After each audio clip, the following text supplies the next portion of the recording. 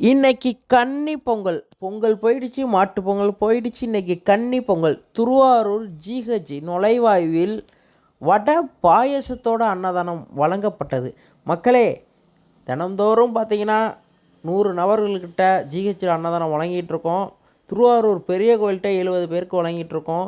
தயவு செஞ்சு சப்போர்ட் பண்ணுங்கள். உங்களால் முடிஞ்சது காய்கறியோ மளிகை பொருளோ வாங்கி கொடுங்க.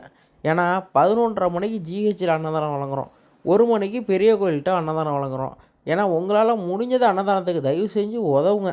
இன்றைக்கி இத்தனை பேருக்கு யார் வடை பாயசத்தோடு அன்னதானம் வழங்கியிருக்காங்கன்னு பார்த்தீங்கன்னா, அதுக்கு முன்னாடி சேனலை தயவு செஞ்சு ஷேர் பண்ணுங்கள் மக்களே.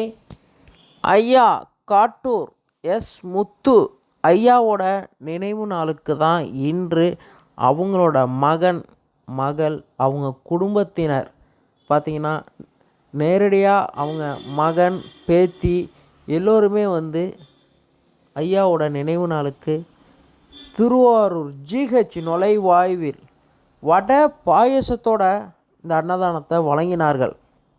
இத்தனை பேர் பசியை போக்கின ஐயா பையன், அவங்களோட பொண்ணு, அவங்களோட பேரன் பேத்தி, அவங்க குடும்பம், அவங்க தலைமுறையே நல்லா இருக்கணும்னு மனதார வாழ்த்துவோம் மக்களே. எத்தனை பேர் ஜிஹெச் உடம்பு சரியில்லாமல் வராங்க போகிறாங்க, எவ்வளோ கஷ்டங்கள். அவங்களுக்கெல்லாம் திருப்தியான சாப்பாடு வடை பாயசத்தோடு அன்னதானம் வழங்கிய அவங்க குடும்பமே நல்லா இருக்கணும்னு மனதார வாழ்த்துவோம் மக்களே. அவங்க வாய் வாழ்த்துனாலும் அவங்க வயிறு வாழ்த்தும் மக்களே.